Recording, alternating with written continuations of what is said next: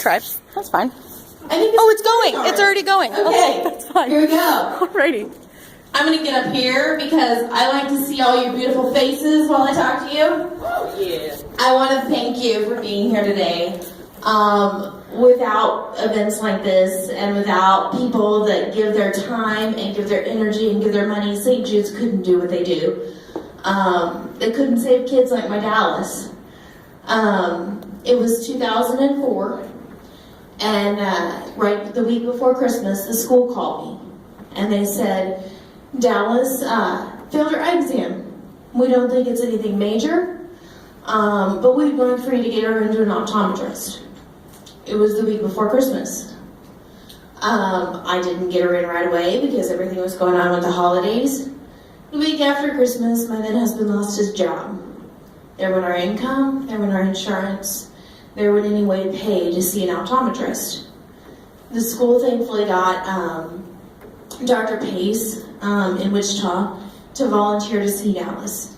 And he looks in her eye and he says, oh my goodness, I don't know what's in there. It's cloudy, it should be clear.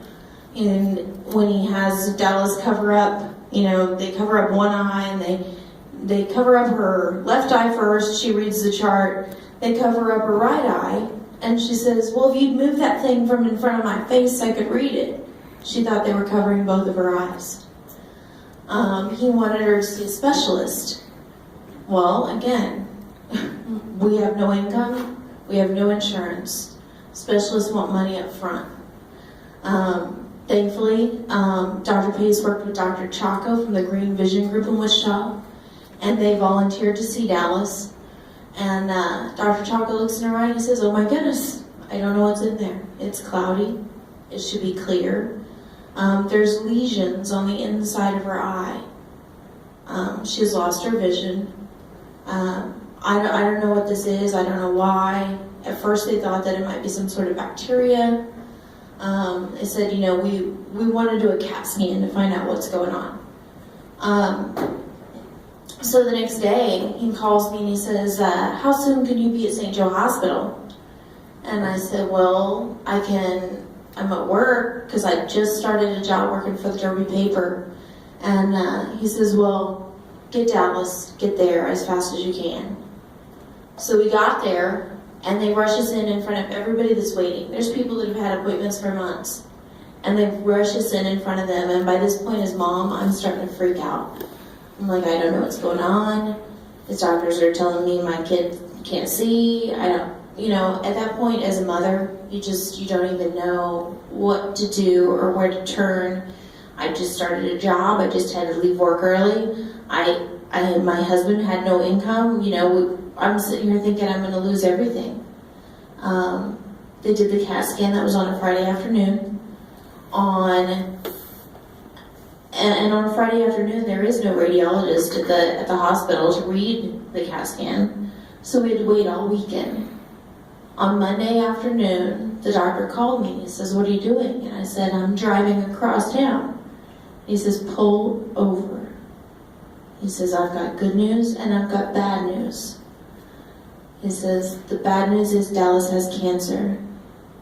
At that moment, that was all I heard. My heart sunk into my stomach, and the only thing I could think is I'm going to lose everything. I'm going to lose my home, I'm going to lose my car, I'm going to lose everything that I have, and I'm going to lose my daughter in the process, trying to fight this demon called cancer when I have no insurance, and I have no income, and I have no way to pay. The doctor's next words were, the good news is I'm sending you to St. Jude's. I still didn't know what St. Jude's did. I'd heard of this place. The week before, I was standing in my kitchen the week before Dallas was diagnosed, making spaghetti. And, there's things in life that just kind of stick out to you, and you kind of like dog ear them in your mind, and then all of a sudden it becomes relevant. As I'm standing there making spaghetti, the St. Jude's telethon's on TV. And, normally you watch those things and you say, that's so nice. I'm glad somebody can help them, but not me.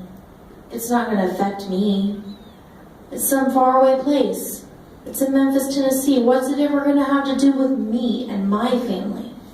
1 week later, I get told, you're going to St. Jude's. I know that night, while I sat there watching that telethon all night long without changing the channel for some unknown reason, that was the good Lord getting me ready for what I was about to face. He knew that I needed to be prepared for where I was going to go and what we were going to have to deal with. When I hung up the phone with the doctor that day, and before I could get back across town to tell my brand new boss, I'd been on the job for a week, what was going on, St. Jude's called me, and they said, pack your bags. You're leaving tomorrow. Your plane tickets are bought. We're sending you the confirmation right now. You're getting on a plane at 6 a.m. via the Wichita Airport. I'm like, I can't pay you. How are you going to do this? I can't pay you. You might as well not even try. I can't afford this. She says, don't worry. It will all work out. We're going to take care of it. The next day I got up. We got around. We had a little bit of a meltdown. Dallas wasn't going anywhere. But we got up. We got around. We got to the airport. We got to Memphis. And from the moment we walked through those doors, you've never, ever, ever in your life, unless you've been to the hospital, encountered that kind of hope. It's amazing the things that they do for these families, that these kids that suffer through so much walk around with smiles on their faces and are thankful to just be there. From that moment, I still was terrified. I didn't know what was going to happen. I've just been told my kid has cancer. From my minimal knowledge, of what I thought of cancer was that people die. They take us in and they're filling out all the paperwork, and I'm still a blubbering mess. And I'm telling this woman, I said, I can't pay you, just send me home, because they're getting all your financial information and just the red tape that they have to take care of. And I said, I can't pay you, just send me home. And she looks at me and she says, honey, you ain't never going to see a bill. That was 9 years ago. I've never seen a bill, ever. You know, they've treated Dallas. Dallas had retinoblastoma, cancer of the eye. We got there February 1st of 2005. They removed her eye February 4th. February 5th, we came home. That was the longest stay we ever had at St. Jude's. So many families suffer through so much, but we were blessed. We were lucky, and I know that it's crazy to say that cancer was a blessing in our lives, but it was, because God got me to St. Jude's. He got Dallas to St. Jude's, and He gave us direction, He gave us drive, and He gave us purpose for our lives. For me, helping St. Jude's is easy. They saved my kid. So the only thing I can do is to pay it forward. But to see you here doing this, raising money for something that hopefully will never directly affect your family, will never directly affect you, is amazing. It's humbling. The things that I've learned over the last 9 years, I've watched children suffer. I've watched children die. And I know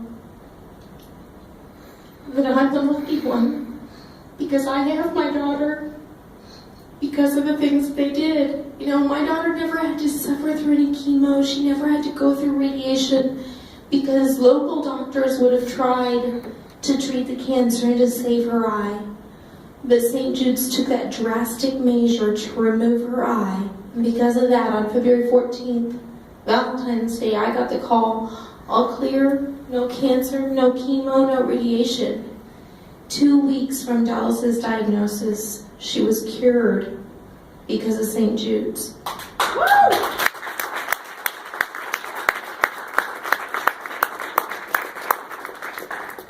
It's been 9 years, and 9 years of doing events just like this. The first event we did was a radiothon in Wichita. We got off the airplane, we got in our car, and I heard on the radio, we're doing a radiothon to benefit St. Jude's. And I started blowing up the phone line at the radio station. You know, for me, you know, y'all thank me for coming here, and I want to thank you for having us, because this is what we do with our lives now. You know, I have a regular 8-to-5 job, but what matters is paying it forward. And I always thought that I was just one person that could never make a difference in anybody's life. But once I got involved with St. Jude's, I realized all it took was one person to make a difference.